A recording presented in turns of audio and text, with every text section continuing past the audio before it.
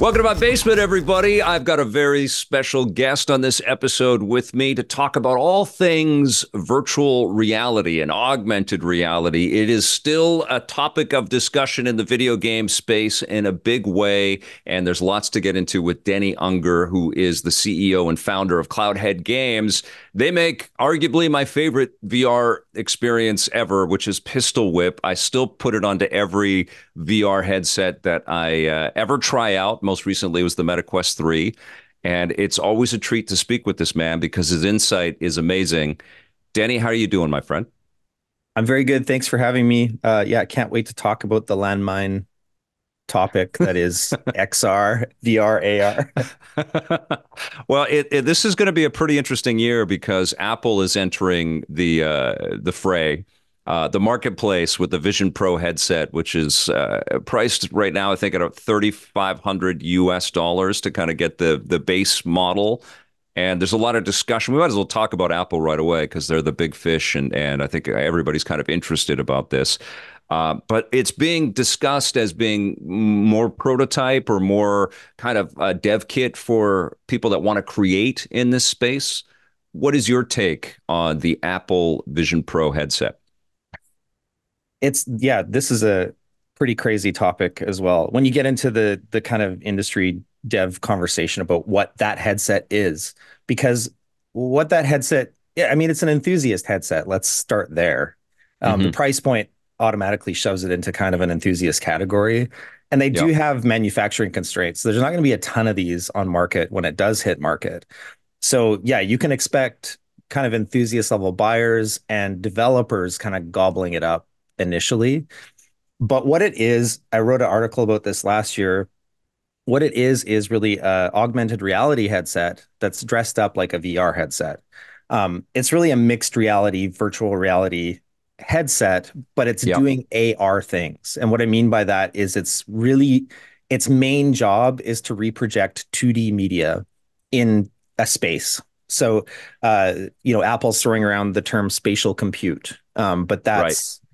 that's really a term from Magic Leap with their, I don't know if you've heard of those, their Yes. augmented Yep. reality glasses, and they spent billions on that. And that company's been on a wild ride too.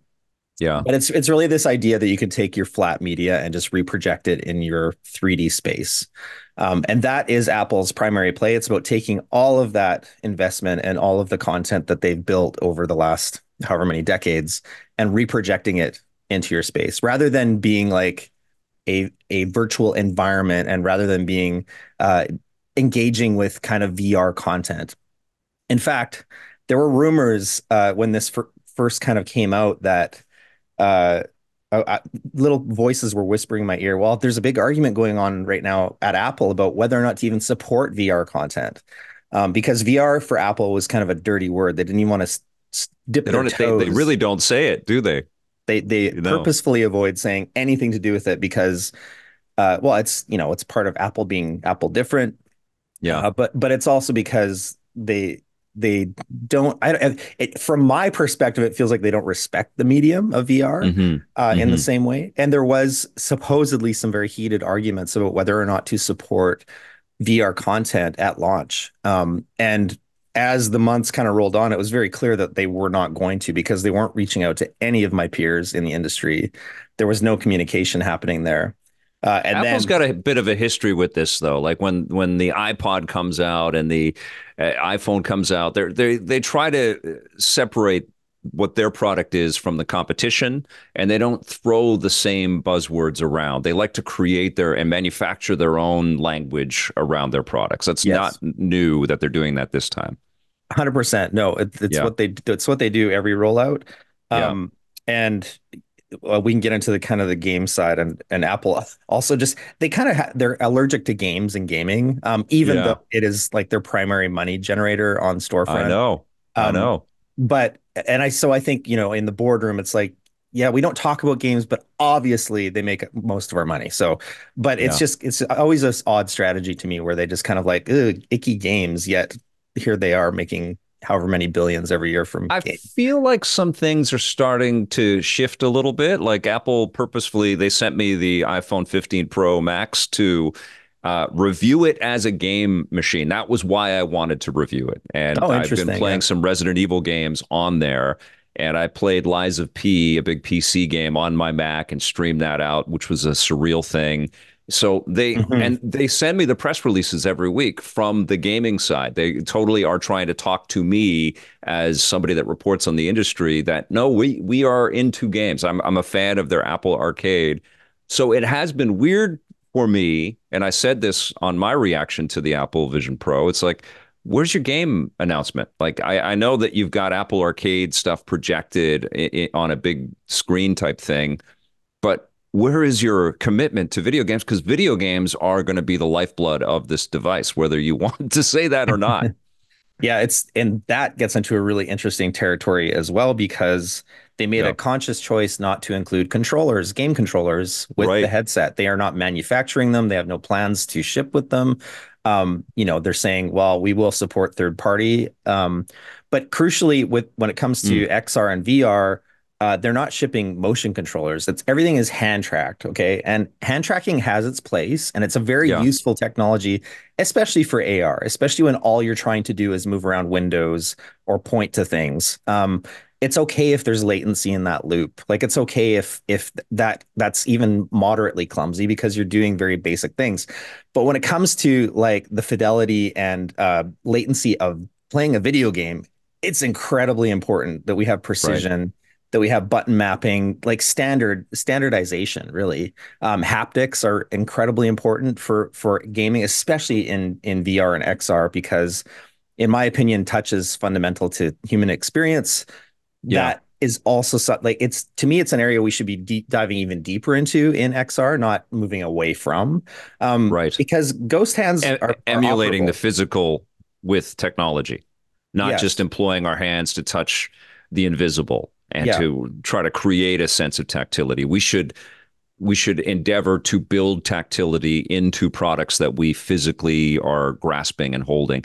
I yeah, think we're talking about the human nature to use tools to do things better than we can with just our hands. yeah. And that's what we're trying to do when we play video games. We're not just picking up things. We're trying to do things better than we can when we're not trying to finger gun our way through everything. We want to feel Yeah. like we're actually holding something, right? Yeah. Yes, the finger gun thing. Oh, I so every time this conversation comes up on Twitter or X or whatever you want to call it, it's Yeah. like I'm like, okay, like yes, of course there can be a number of VR games built for hand tracking only. And that's fine. And some of them will work great, but you have to look at the reality of what gamers actually are attracted to when they play games. And I'm sorry, Yes. there's just a ton of shooters. I mean, that is the predominant market just in general. Yeah. And Yeah. I fail to see how people are going to be using finger guns to play very popular shooters in VR and Right. XR. Yeah. The yeah, the tactility there is incredibly important. I it's a mystery to me how that's going to happen. The argument I suppose people use is, well, but they did it with touch screens. Um, Right. so Right. so I hear this and yes, valid. However, a touch screen is still a tactile input device. You Yeah. still get tactility from holding your finger on the screen, but you also get like vibrational You get haptics. some feedback. Yeah. So it's not a one-to-one translation, especially when Right. you start getting into spatial media. Um, you'll be able to play so it'll be interesting to see how that pans out Apple's playing. got to be working on some gloves. Yeah, I they must have Minority Report on loop over there. They've got to be working on some gloves. I think everybody is fair to say, Yeah. but whether or not it Yeah. comes to market is another thing. Yeah. For me, Vic, this whole thing is like this is not, sorry, I'm grabbing it and dropping it off my desk right now. But Mm. this controller, I'm holding up the Quest 3 controller. Yeah. This is not the end game. This is a No. transitional device. Hmm. But I do think there's still a device here that is maybe three fingers, that is giving haptics to your fingertips, that's offering like resistive haptics to the back of your fingers so that when you touch something, you get some You feel resistance, it. some Yeah. object shape, right? I like that. Yeah. That's the future of a game controller in XR, something that's actually simulating shape and feel. Yeah. Because when you crack that, you're cracking it over another level of immersion and depth and experience. So, are you excited that Apple is entering into this space? Does it look like possibly a platform for a game like Pistol Whip for you, or do you think this is just they're just toying around and this will be something that they end up dropping? Or what are your thoughts about Apple's commitment to this technology beyond 2024? 99% of VR titles that have been built over the last 6 years or whatever Yeah. will not be compatible with the Apple Vision Pro. Um, Oh, and wow. and games that are made in the next 2 to 3 years will also not be, portable to the Apple Vision Pro. And the reason is most of those developers are designing for system parity. Mm, We finally reached a point in the VR industry where, Sony and Valve and Meta and all of the big wigs OEMs that are building in this arena have a parity with button input and with how we as developers can build our software to work on their platforms. Uh, right. Apple is completely removing themselves from that parity Mm, by not supporting controllers, and everybody's building for controllers right now. So there's going to be a content gap there. Or you will see, obviously a lot of developers are going to have to pivot and do hand tracking. However, it's really important to remember that out of the gate, Apple can only produce so many of these things. So the right. economics of developing a game for the Apple Vision Pro are actually, they don't look great in the first, 1 to 5 years. They have to build a new AR market. Right. Um, in the meantime, as a VR developer, we have to play to all ecosystems. We can't just pick, oh, I'm just going to do Apple Vision Pro. Well, what happens if I do that? Oh, now I can't port my game to PSVR 2 because they don't Yeah. support hand tracking at all. Yeah. So you have to think about it more holistically as a developer. Can I afford to develop for the AVP? That's really Yeah. the bigger question right now. And the answer Yeah. is yes, if you live in your mom's basement and you're a two-person studio, sure, go for it. Or if you've got outside investment, you're doing something artificial to prop up your development to develop on Right. that device. Right. Let's talk a little bit about the recent, and this is what precipitated my reaching out to you, Chet Valsiak. I hope I'm saying his name right. Ex Valve. I think he might still Chet be at Falisek, Valve. yeah. Yeah, Falsec, who you know and you likely worked with in your dealings with Valve and VR and stuff. He said some kind things about Pistol Whip, but he also said some eye-opening things about Meta's investments into VR and how it created this kind of false economy around VR, and a lot of studios got some investment and they tried their luck with VR software and have struggled a little bit. And the Quest 3, I think, is kind of a realization of a lot of dreams that the Oculus team has had for their technology, and it's giving developers a lot of new opportunity to create things.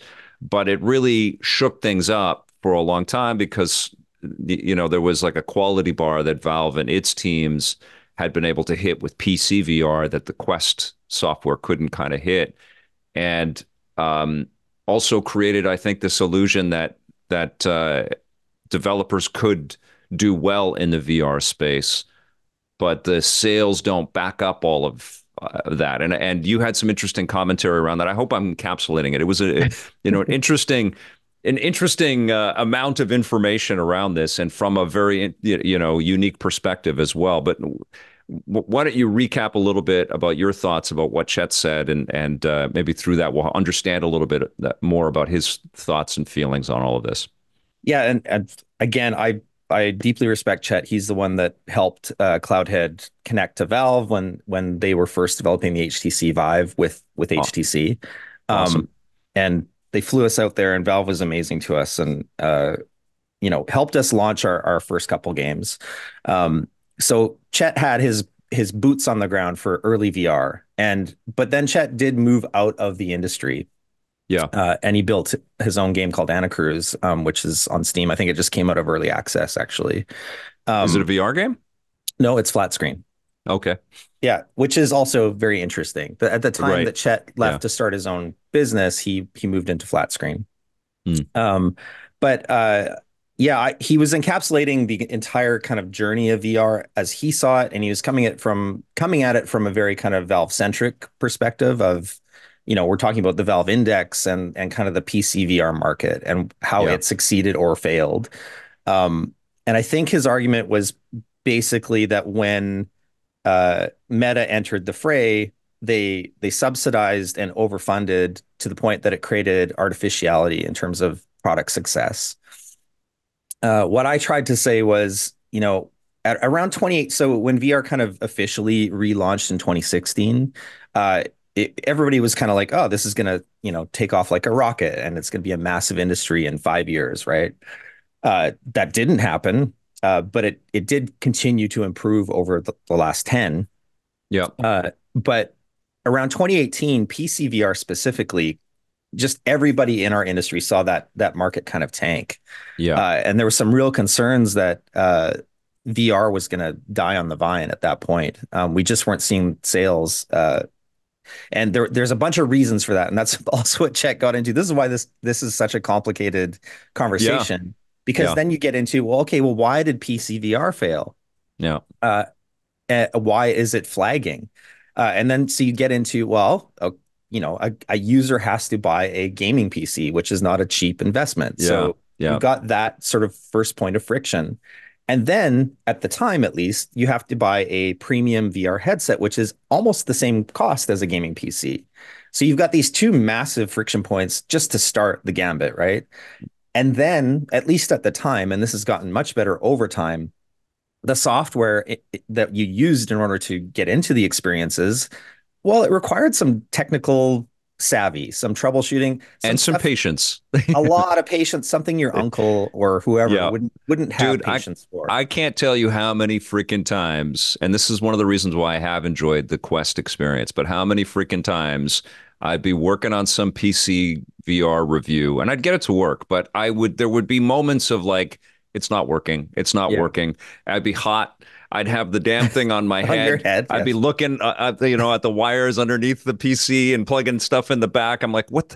This is crazy. This is not fun. And this is Yeah. my job. Like I look at all of this stuff and I just was thinking, how are regular people ever going to find their way to enjoy something like this? Yeah. So the best experience most people would have had in PCVR, unless you were an enthusiast or someone who is tech savvy, was going to somebody's house and they were like a super enthusiast and they dropped you into an experience. So you didn't have to do any of that. Right. They got rid of the friction points for you, right? Yes. Yes. And there's also a cord and there's also base stations to set up. There's a bunch of Hmm. friction. Sensors everywhere. Yep. And Yep. on top of all of that, this is a whole other conversation maybe we can get to after, but it's about how Valve curates software, and Mm. the way that they curate software for 2D gaming does not equally apply to VR. It does not serve VR. It and we can get into that On the later. Steam store, you mean It specifically? Yeah, maybe we should get Yeah. into that now. It's like each one of these conversations kind of dovetails into the Yeah, other, well, right? it's a big topic because, and it's so hard to kind of like, I think, look at sales charts at all around this medium and know where we are. Mhm. It's a moving thing. It's a fluid thing. This idea of attaching screens to our eyes and letting us escape into these realities, it's here forever. It's never going away. It's No, just going to constantly evolve and change and improve, yeah, and it's going to be fits and starts, and it's going to be from upstarts and weird companies and two-person teams. But I see it. It's never going away. It's just it's not going to grow exactly the same as other technologies have. yeah. There's room to grow. So like, Yeah. Cloudhead is a 50 plus person studio. We're working on two new games right now, and we've done four so far. If you play your cards right and you're conservative, you can absolutely grow a video game studio in VR. Um, Congratulations, by the way. And thank and you. you make a game as awesome, as eternal as Pistol Whip, which is just an amazing piece of software. Reinforced every time I jump in. I'm like, holy shit, this is fun. Every single time I play it. It's That's an amazing game. Thank you for that. I appreciate it. Doing that again will be incredibly hard with two new I know. games. Yeah. And You're in it, the Nintendo Switch territory here. Like how does Nintendo top that? It's yeah, that same thing. they may fail, but that's game dev, isn't it? Yeah. Well, take us into what Steam could be doing better for developers for VR. Yeah, so the problem is that they have kind of an automated curation cycle on Steam, where Yeah. it's sales driven. So the most sales drive titles into your eyeballs, right? So a Mm. title's doing well, it starts trending on their lists, and it becomes a thing that you see when you go to their storefront. So it's really kind of like a user curated model, which is fine for 2D gaming. But when you get into VR, there's some particularities around what is what is the best way to onboard new users into VR, Oh, yes. Right. because Yeah. you only get this chance once. The difference Right. between 2D gaming and VR gaming is that Right. if I play a 2D game that I don't like the control scheme or whatever, well, whatever, I move on and I find a new game. If I go into VR as a first time user and that first experience makes me sick because the developer did a trash job on best Yes. practices for Vection, Yes. and Yes. uh, I But it's never fine for the stalwarts, the people that are there all the time. the They jump in and enthusiasts. they dig it. But a person looking to jump in buys the most popular thing and it Yeah. overwhelms them. They're likely Yes. not buying again, right? They're not coming back. Exactly. You literally get one chance for most people. For most people Right. jumping into VR for the first time, if they Right. play something that makes them sick, they're out. They're like, okay, I tried VR, it wasn't Yeah. for me. It Which is makes me something Chet yeah. brought up. Yeah. That was a big sort of cornerstone of his argument. So it's interesting that that kind of thinking hasn't been applied to the Steam store for PCVR. It yes. So it's something that I was trying to say, Meta did very well with, because they took a hand curated approach, and they took titles on the Meta Quest store that Yeah, they knew would be very comfortable, and that were of a certain quality bar, and they put those in front of users first. And that was a very successful strategy. And all of my peers that have built software for the Quest have profited because of that strategy. amazing. It became a viable business to be in suddenly, Mm, because mm, uh, first time users come into the storefront, they play great software, and they are more compelled to buy and keep buying software right. because they had a fantastic experience. And then after playing those first few titles, if they run into a title where the developer didn't take some care in best practices, or if it's a more extreme enthusiast game with a locomotion scheme that makes you feel uncomfortable, and they felt a bit woozy coming out, they knew what they were up against. They're like, yeah, I heard this was kind of more of an enthusiast thing. I've already had my onboarding and I feel good. It's my fault essentially at that point, right? Yeah, yeah. Um, so Steam doesn't do that at all because of the sort of automated nature of how it curates content. And so the other great frustration there is that when you go to the Steam storefront and you look at the VR section specifically, and you're looking to buy a title, it is overrun with 2D titles. Like Right. that's prime real estate for VR developers, who have a issue with getting any kind of airtime or exposure at Yes. all. Um, Right. so what you see is a bunch of racing games and flying games that have 2D support. And I use air quotes here because oftentimes that support is garbage. Yeah. And the sales metrics that are driving it to the VR page are 2D Are sales based on metrics. 2D, right? Oh my God, Denny, this is all so clear and obvious. Have you heard a response from Valve about any of this? Uh, I mean, this makes so much sense. so I always am very vocal, and I talk to Valve. And I think part of the issue is just that the Steam storefront is this Goliath Yeah. mechanism that's been around for decades, I guess, at this Hard, point. yeah, hard to turn the ship. I'm not going to call it Titanic. Hard to turn the ship when it's that big, I guess. It's and make because they would have to create sort of a new storefront for VR. Yeah. And like I don't claim to understand the complexities of the code base that they're dealing with to make Right. these changes, but Yes. it seems clear to me that they need at least four categories for VR. It's like there's VR, native VR, there's VR with 2D support, which is the Hmm. inverse. Hmm. There's 2D with VR support, Right. uh, and what was the other? I had a fourth one.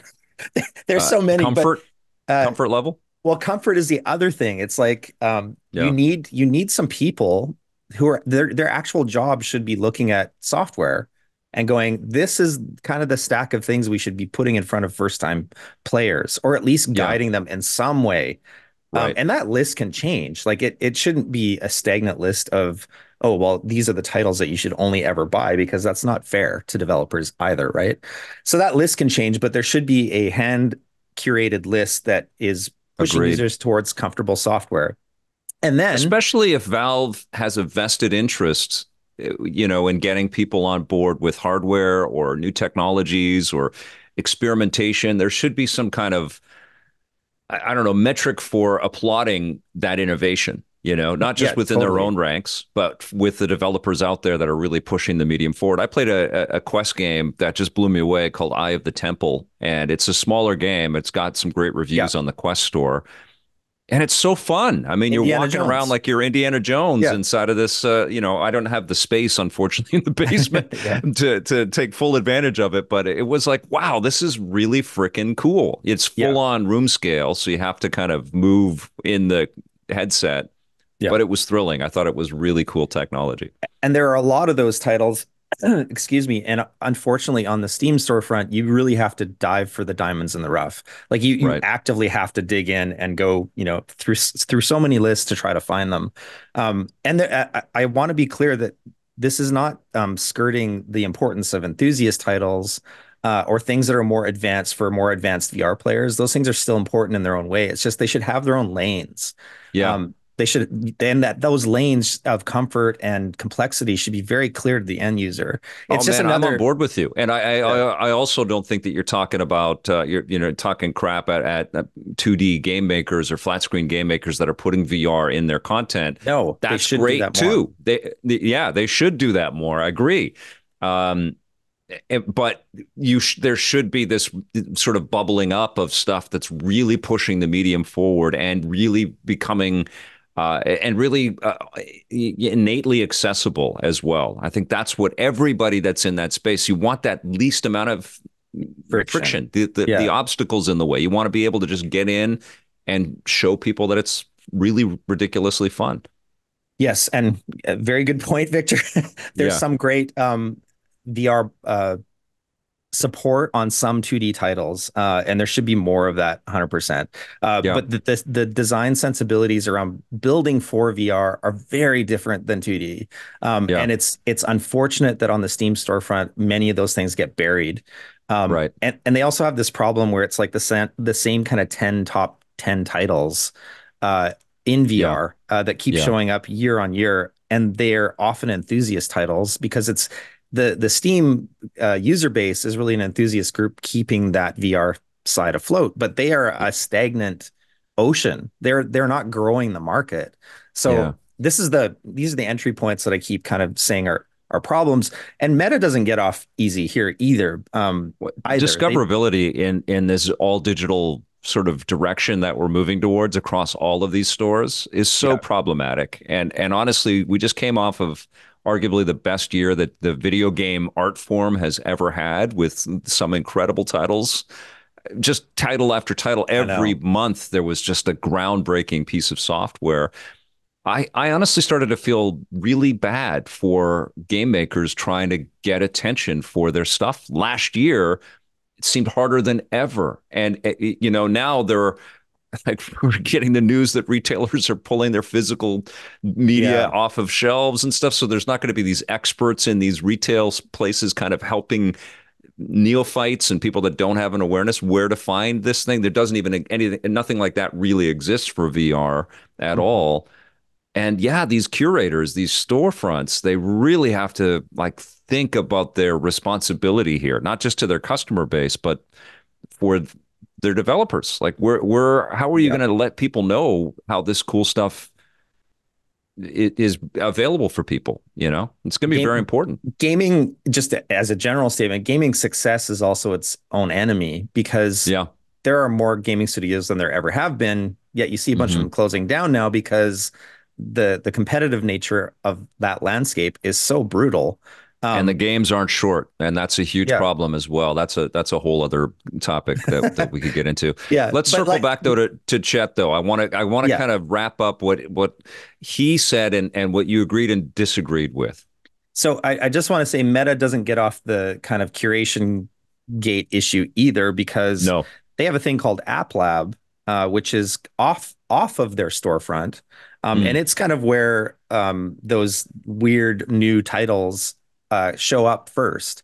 And if they kind of pass a certain threshold there, they have the potential to move on to the MetaQuest storefront. However, Meta's kind of doing the inverse, or they have the inverse problem where they've got great hand curated content. So you're very likely to play something that you will like if you go and buy something on the Quest store. That being said, there is a whole tranche of developers that don't get showcased on that storefront. So they need like right. a an under the fold exposure mechanism for App Lab. Like App Lab should be persistent on their Right. storefront, like Right. everything else. Yeah. Like, Yeah. yes, it can occupy a lower placement on the actual page, but it should be accessible to people so they can find things on their own.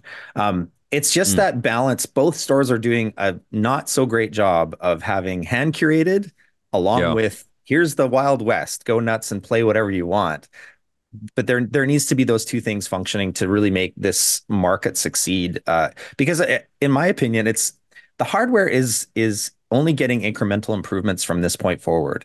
We Yeah. had that big ooh ah phase of VR, and now it's just year on year things are getting slowly better. It's getting smaller, it's getting higher resolution, it's this, it's that.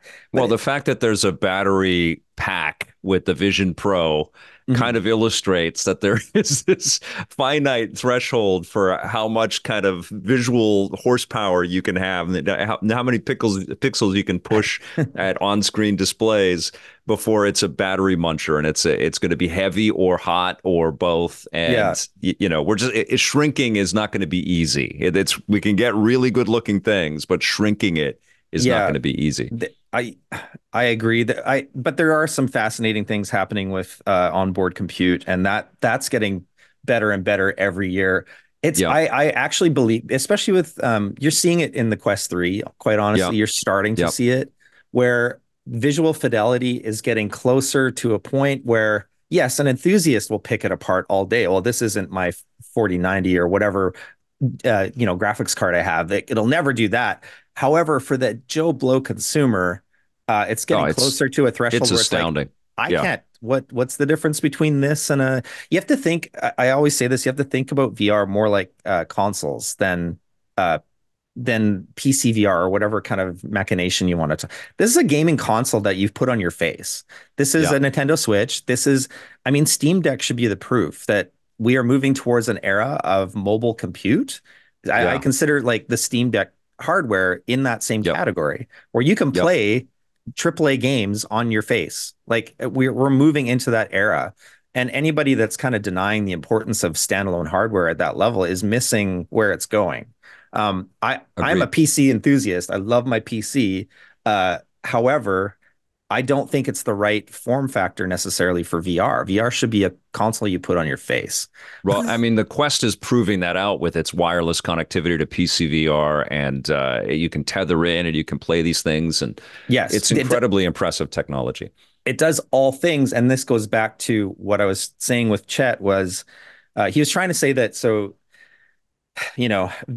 PCVR was a failure on certain levels, and it was being impacted by these kind of over expenditure, these subsidies coming from Meta. And the thing is that when Meta or Quest, or sorry, Oculus at the time, Hmm. tongue tied on the names, they when they moved into mobile hardware, when they started getting into Quest 1, 2, and 3, that's when our industry went from a nosedive into, oh, it's now actually tangibly supporting studios because I can Right. actually sell software all of a sudden. Right. It represented more than 80% of all of our sales across all of our peers. Like, and I, these on the outside, Denny, it's so obvious. I know the PSVR 2 is better. I know that the Index is better. I loved the Rift when I had the Rift hooked up to my PC. They're all mhm. better. But it's easier. It's more fun to play. You just pop the Quest on your head, and you don't even have to move any. You just got to move furniture, and you're Yeah. having a good time. It's as simple as that. And now with the pass through, it's. I mean, I said it all in the review video I posted not too long ago, but it's really it honestly, there's a perfect analogy with the Switch. The Switch is blown away by competition. There is just Mm. better looking software on other machines all over the place. But the Yeah. Switch is fun. It's really fun. It's Yeah. really easy. It works just like they said it was going to work. You can take it anywhere and you can have fun with it, you know? And then Yeah. Nintendo makes really excellent games to back up what you can do with this hardware. Yeah. It's And again, it's that the Quest curation is that, piece. yeah, exactly. Yeah, it's the proof to me, it wasn't even the sales rolling in from Hmm. from Quest. It was that in my house, I started noticing the quests being left on the couch or Cool. on the kitchen table or in the kids' room, or I have two kids. And they were picking the device up for the first time. I had tried to get them into VR and PC VR and look at this. Everybody I would bring to my studio or to the house, and I would try to show them Yeah. VR, and they'd be really Yeah. stoked on it, but they would never make the commitment because there was just too many friction points. It was too expensive. It was too hard to set up. All of this stuff went away when the Quest came to market, and that's what consumers resonated with.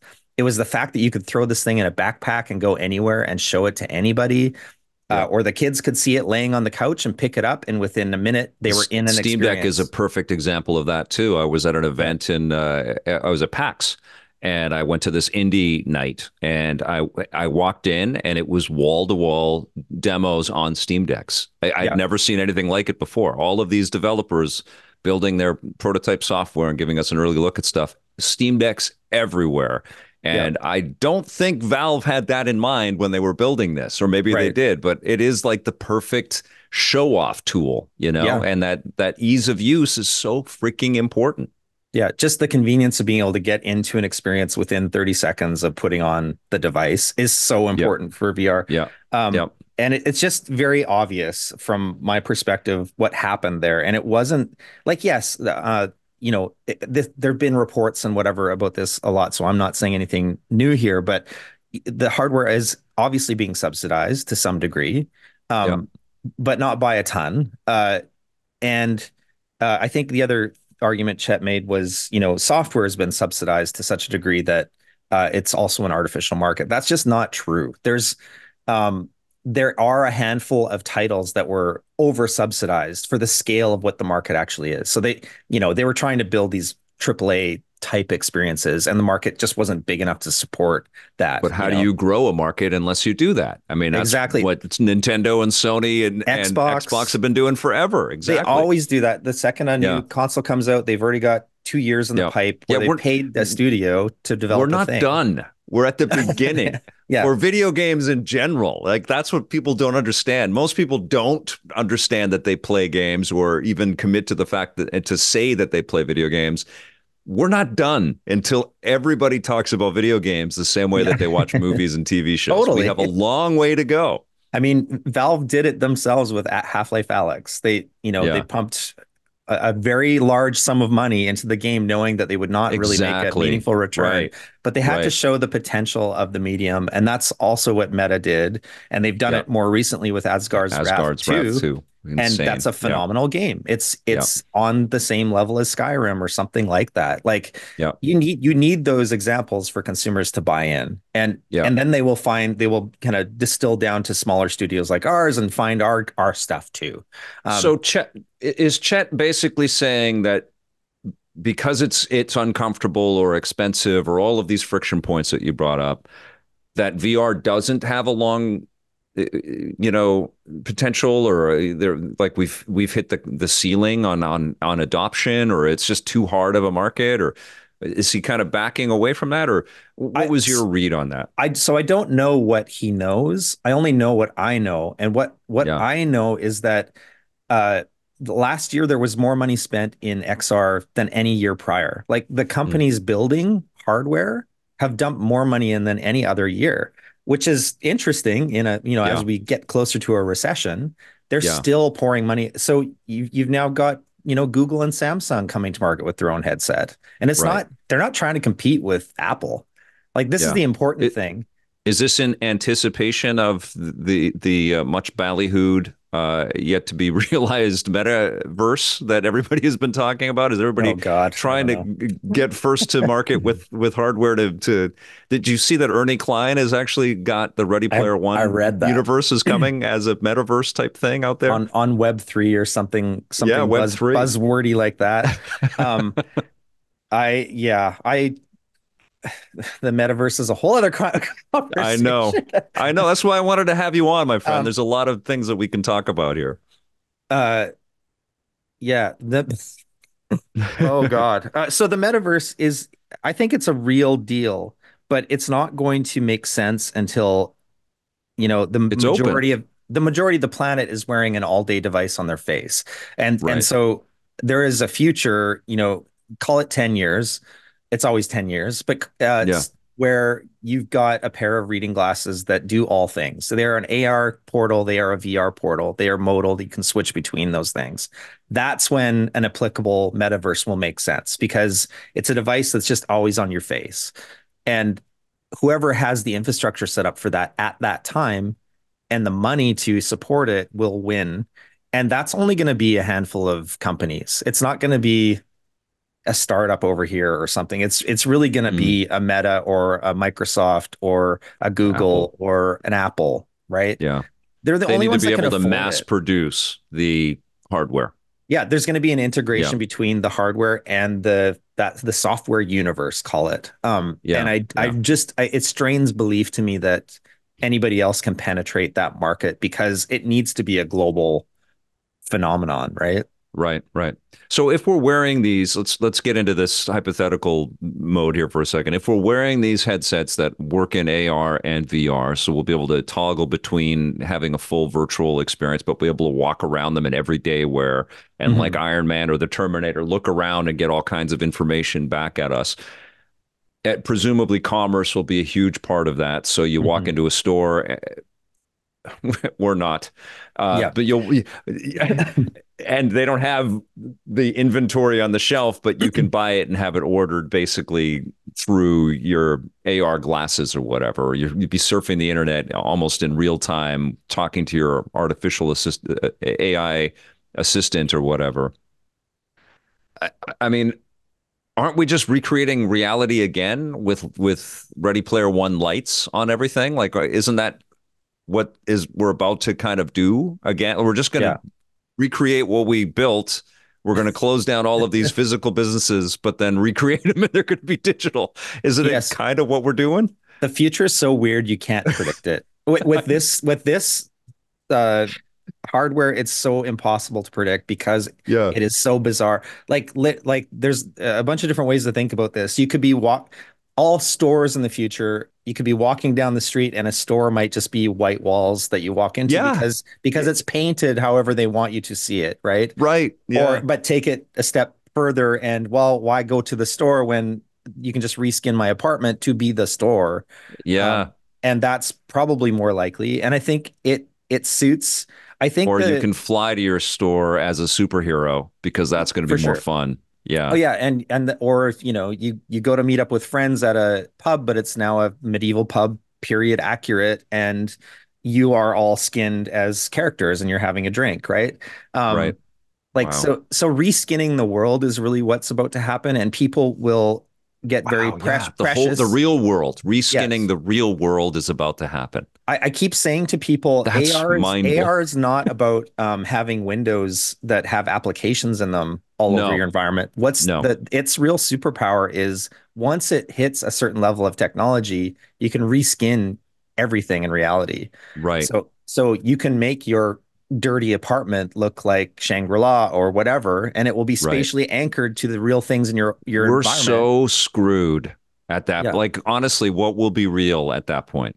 Yeah, people are going to get really precious about what environment they choose to see and live in. Yeah. And I do Yeah. like if you take it far enough, the second there was a problem with that technology, I could see people have like kind of glitching out, like Yeah.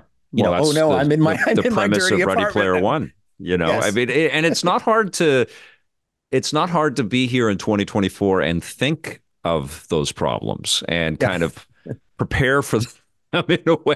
Like, you don't have to be a prophet to see what could go wrong in that Yeah. with our psyche and with our individualism and all of it. I mean, we're entering into some really wacky territory. Is that kind of, and I read your tweets and I always find them incredibly fascinating and beautifully positioned from a really unique perspective. There aren't many leaders of entertainment companies that do what you do and have done consistently for so long in the world. And that's something that I hope you are very proud of. And I recognize that in you. I think it's incredible what you guys have accomplished. Oh, thank you But for that. I get the sense that you're happier in VR than you are in this idea of us escaping or trying to paint our world. I get the sense that you, as an entertainment creator, like the idea of creating a different reality than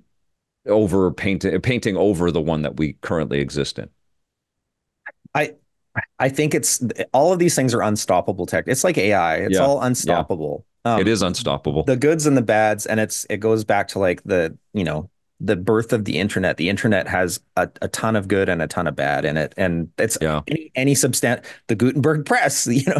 Books have good and bad. Like every it's true. substantial tech media technology in our history has a lot of good and bad. So. I try not to be too apocalyptic about it. I also think that the the great benefit once we cross that threshold is that it removes all distance from everyone. So Yes, so I can, instead of us having this cam conversation right now, not too long from now, you and I can be in the same virtual space and look exactly like we look right now and right. feel like we are tangibly there with each other. And I think that's That's pretty trippy. incredible. Yeah, and Um, we could be in front of an audience of people wearing this yes. stuff and see them all Oh, represented out there, and they could well, be raising their hand and asking us totally. questions. I know Think of it. You it's could, cool. Victor, Yeah, you could be in a yeah, coliseum of audience because there is no limit there in terms of them getting to your show or whatever. It's right. just your fan base can now join you in that space. Like, It wouldn't just be my action figures yeah, as an audience. You're saying, yeah. totally. Yeah. Did I Um, just give a thumbs up?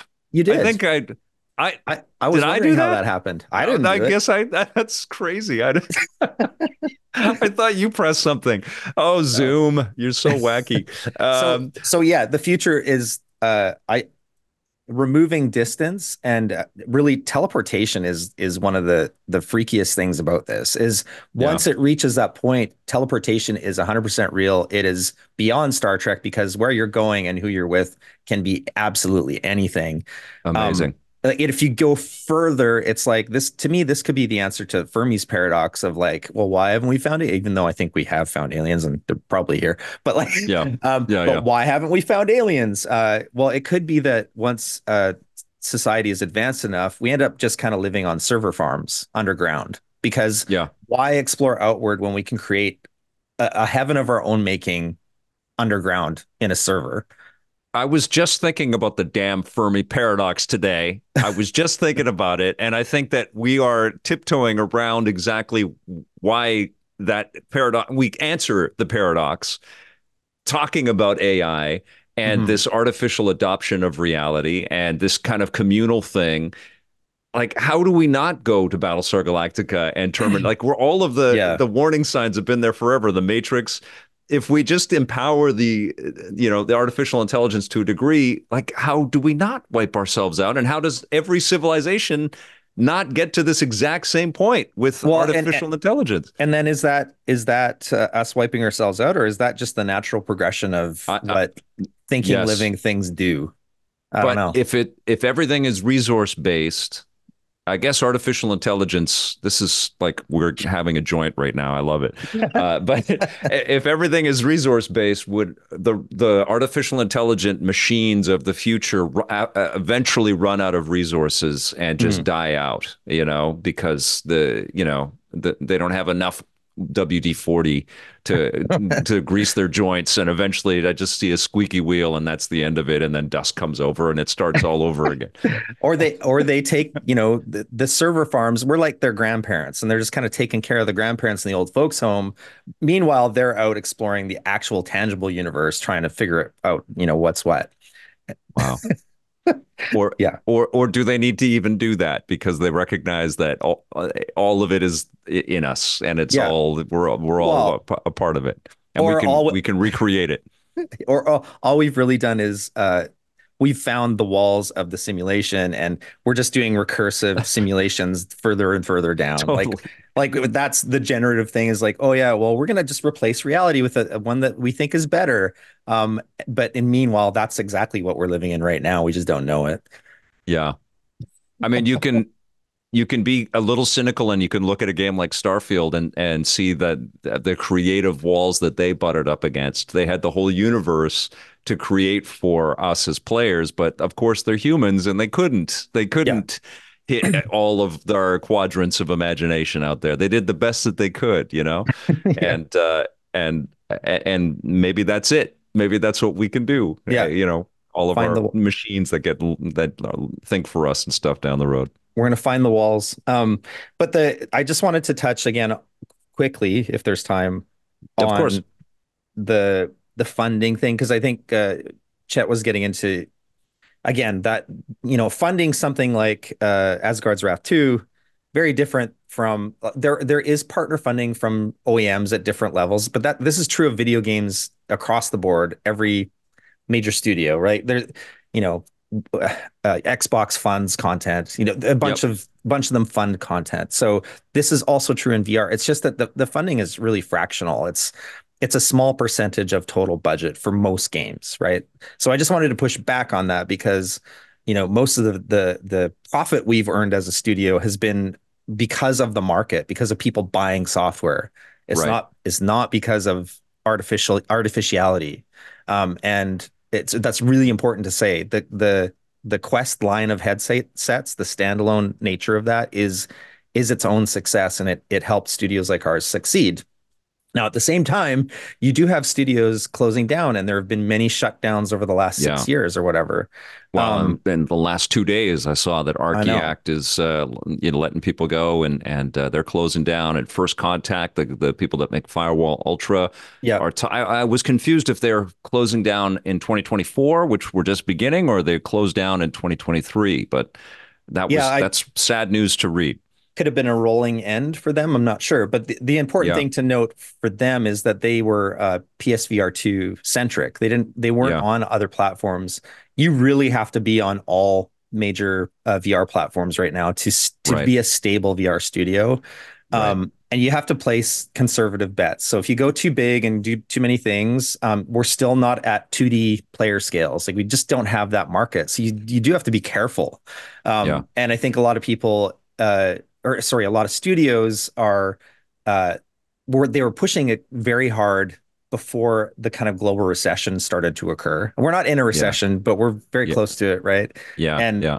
all industries across the planet are laying people off, which is the important thing to remember. So Right. it Yes. just trickles down, and you just have to take one example and then apply it to every other one. VR is no different. You have to be really careful with Well, what you're if games building. are a luxury, VR is a luxury upon a luxury, it feels Exactly. like, right? And then if and I think I think it was interesting to read the chat comments or to hear the chat comments and to hear your response and sort of this dialogue around that after the Quest 3 has launched, and it's arguably, the most successful piece of hardware that the Meta team, the Oculus team, has put out there into the world. Sales have been solid on it. Quest 2 is an unmitigated success in this space. And I just thought, wow, okay. I mean, this does feel like you're pouring, cold water on positivity. Maybe it isn't, Yeah. like these massive leaps. But even the PSVR 2, I think it's remarkable that Sony invested so heavily in that architecture. It's really good technology. And there are wins to that. And people playing Resident Evil 4 in VR or Gran Hmm. Turismo 7 in VR are blown away by what they're able to do. And I think Yeah. there's some, there is tremendous value in these efforts. And even if they don't take off like wildfire yet, they're leading to that. Even Apple entering into the space, it's easy to be cynical and talk about the price and all that and say they don't have a hope in hell. But I think that there is this inevitability, like you believe, and I believe as well, that we will shrink this technology and we will make it more accessible and it will become incredibly more profound. I think that's the course for games in general. We Mhm. are removing barriers to entry. Price Yeah. is becoming less of an issue with subscription plans out there. And yes, everything's digital, but streaming and all of these different ways in grows this Yeah. medium. It doesn't It's shrink it. it's all really leading to the same place. All of these industries are converging on spatial media, spatial gaming, spatial Yeah. entertainment. Like it, Yeah. you will not be able to avoid as a consumer buying a headset eventually, whether it's a pair of glasses or other, because Right. everything is going to go there. All of your games, all of your media, all of the things you watch on YouTube, your books, all of it, everything, music, everything is going to something you wear on your face. Yeah. And it's happening at a slower gradient, but it is happening, and there are billions being poured into this every year by major corporations. They are not going to not let this happen. So, What happens to the shared experience? What, because if everybody's got I mean, we already are yes. living in that reality with our phones and our tablets and everything right now, and everything is individualized and personalized. And that's something that I miss deeply over our Hmm. ability to connect people to watch our television shows was Hmm. to bring a group of people together to watch it together. Yeah. I know that that's not happening in the same way with things like this and the video content that I put up on YouTube. And I think that that's a missed opportunity for me as a creator and for the families that we used to reach to kind of group together. And as we get into these headsets and glasses and things, are we going to be able to share stuff anymore? Yes. Or is there going to be a way to do that? That's we're at this really awkward birthing stage for a lot of that. Like Yeah. again, once there are these kind of hardware parity things come into better focus, you'll be able to watch TV or movies with your family because they will all be wearing the same device, right? So Okay. you just have to take it far enough. And that's still a few years away, but once the device is there to watch anchored content or to be in an environment together, you will be in an environment together. Um, Even to the degree of like digitizing the self and being in those worlds, even though that sounds so far-fetched, Apple's already It's going to have coming. it at Yeah. launch. They're going to Yeah. have it at launch. Meta already did deep research into codec avatars, they call them, which is really emulating yourself with a few pictures from your camera in VR. In fully digital environments. So you'll be able to go to a movie with your family or play a game with your friends and be you. And I think that's really important for mass consumption, that people Hmm. feel like they are there together. Meta's pushing really hard on social VR just in general right now. And there are already some apps that are I mean, really that's fun. their whole key cornerstone to their business Yeah. is that social connection, right? I mean, the aggregation of all of that personal data that they can sell the advertisers is what makes the money. But what gets them to, in business is putting people together. So that should be a part of, not to separate us all into our own virtual spaces, but to bring us together Yeah. in collective virtual space. And you're going to see way more of that in software over the next 2 to 3 years because That's what the metaverse is all about that too, right? yeah, but there is even at a game studio level, there's a massive kind of collective push towards multiplayer co-op Hmm. types of experiences. Cool. But even on the just more like consumption end of it, like I don't know if you've used it before, but big screen VR, Yeah. it's a way to go and actually go to a movie theater and sit with other people in a theater and watch movies. And it's those kinds of things you'll see more and more and more of. It's just the fidelity and the richness of that experience is going to get better and better and better. And the hardware is going to get smaller and smaller and smaller. And your tendency to pick it up will become more and more frequent. Right. Uh, and your family, I mean, the phone is going away. Let's be real. That's the entire goal of what Apple is doing. They're trying to get rid of your phone there Yeah. and put it on your face. And Yeah. they will do it, and so will Meta. They're both Yeah. competing for the phone space is really what they're Yeah. doing. Yeah, and it's a bit weird to, and we are all doing this. We'll find a little video and we'll copy and paste it and send it in a text message, or we'll hold it up physically. Look at this tiny little Yeah, postage stamp video piece that I found, and it'll be way better to be linked and say, let's watch this show together right now, or 100%. what? Yeah, I'm no, going to that's cool. teleport you to my couch, and that's Yeah, either in like pass through or mixed reality or whatever. And yeah, but the thing is, the thing about that is once you can spatially map your home, why would I invite you to my dirty living room? No, it's going to be a palace or a beach or totally. something, and then we'll watch our show together, right? That's what's going to Oh my happen. Oh my God. It's Yeah. so trippy, man. I love talking with you.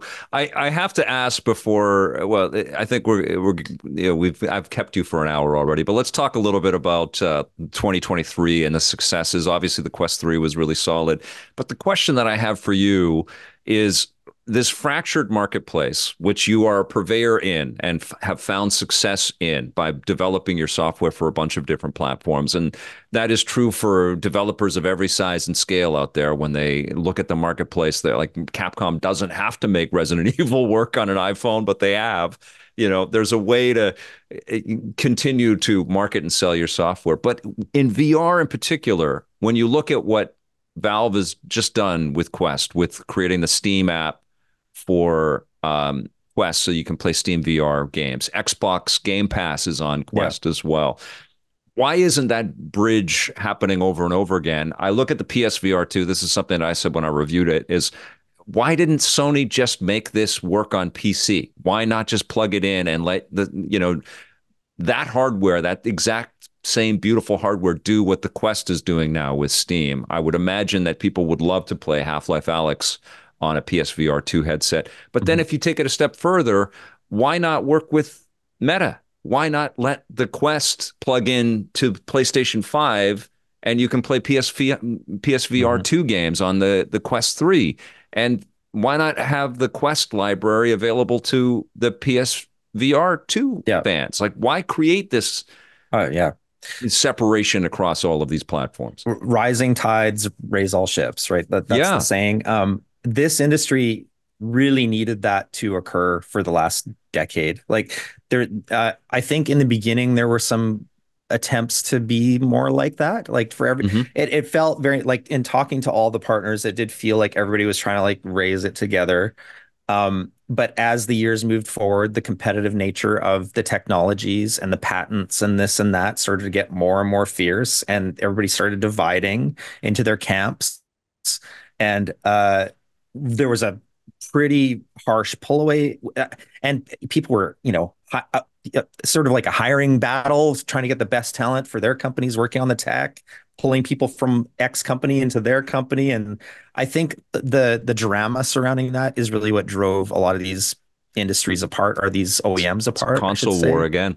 Yeah. Yeah, absolutely. These parallels keep happening over and over again. But Hmm. back to your point, though, it still would be like I loved seeing the Steam Link thing happen because it was like this kind of fig leaf across the aisle to from Meta to Valve, Valve to Meta rather. Um, we need more of that right now because that Yeah. kind of interoperability is what consumers care about. Yeah. So they all need to be thinking more about what consumers care about. And what Well, consumers care about is the ease of access to that content. Yeah. and if this idea of the MetaQuest is something that the industries are working to make reality, isn't that the core tenet? Like, shouldn't all of the headsets interact in the exact same way? You Yes, there should know? be I do agree with you. There should be, I don't think it's ever going to happen, but there should be a Yeah. standard. I agree wholeheartedly that you should be able to take your PSVR 2 and plug it into your PC or whatever. Like Hmm. that should happen. It would absolutely help our industry because again, a friction point for many consumers is just the cost. It's just Yeah. even Yeah. though yeah, even though we have more affordable options like the Quest 3 or the Quest 2, it's still a chunk of money for a teenage kid or whatever. Right. Especially in And this time frame, yeah, especially right now. Yeah. so I think what Meta's doing in terms of like making sure that the headset works on PC as well as being standalone is really important. It's another one of those like friction removers. It's like, well, oh, I can actually play high-end PC on my my mobile headset if I want. That's kind of a step there, but they all should be doing similar things and they should all be doing it kind of the same way. But I don't think it's Right. going to happen. They're just too fiercely competitive right now. Yeah, yeah. Yeah, and every connected headset you should also be able to unplug and it should be standalone with a quality degradation that Yeah. you're telling the customer you're going to take a hit, but you'll be able to unplug it and play what's on.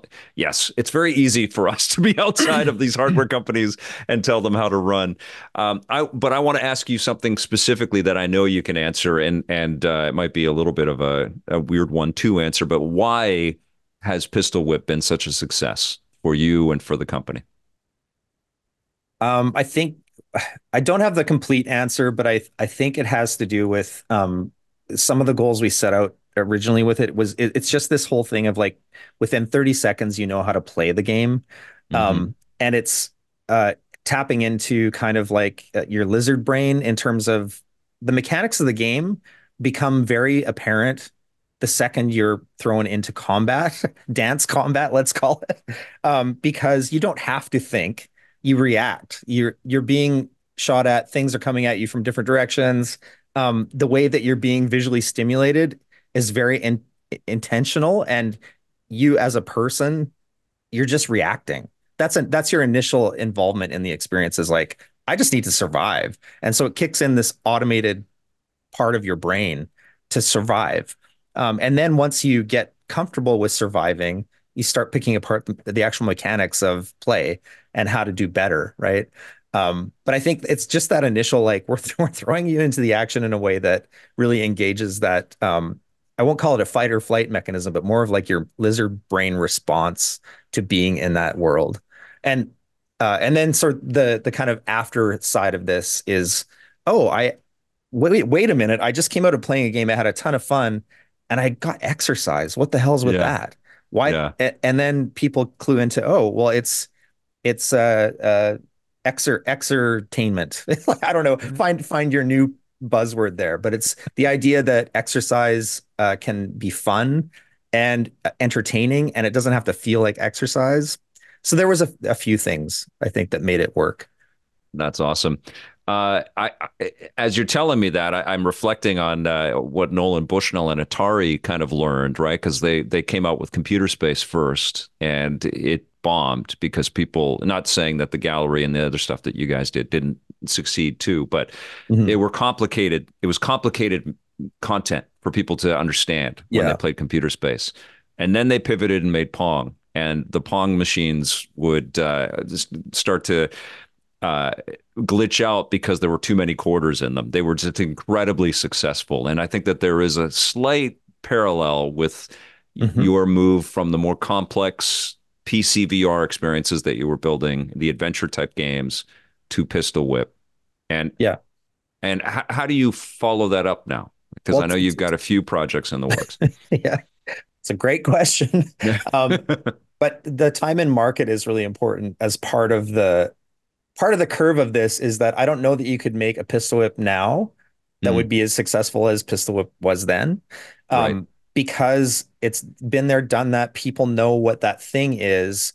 And right. it also hit kind of a sweet spot in market when the Quest 2 was kind of peaking as well, Yeah, where people were new to the platform and that kind of experience is what onboarded them.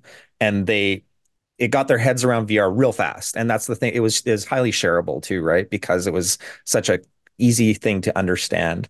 However, once you kind of blow past that, even if it's in your library and you return to it, it's very been there, done that. And now I want something deeper, better, stronger, right? right. So as an onboarding piece of software, it's great, but I think just the consumer base over the years now is wanting more, and so that's what Yeah, we're going to try to deliver next. Is it's still very accessible, still things that you can pick up and play and don't have to do a ton of over explaining. Tactility is super important. Like, just you should be able to enter any of these experiences in VR, in my opinion, in a way that feels native to real life. So you shouldn't have to over explain. You shouldn't have to have 1,000 menus. It should be inherent to how you're physically moving your body or doing a thing. So that kind of internal directive helps us design what we're doing next. But you can expect deeper, but multiplayer and Awesome. things. Awesome. And any kind of a time frame? Are we going to know this year or? Yeah, we hope to do an announce this year, and you can expect these things. I shouldn't even say when. I can't say that would be a suicide. What am I saying? Okay.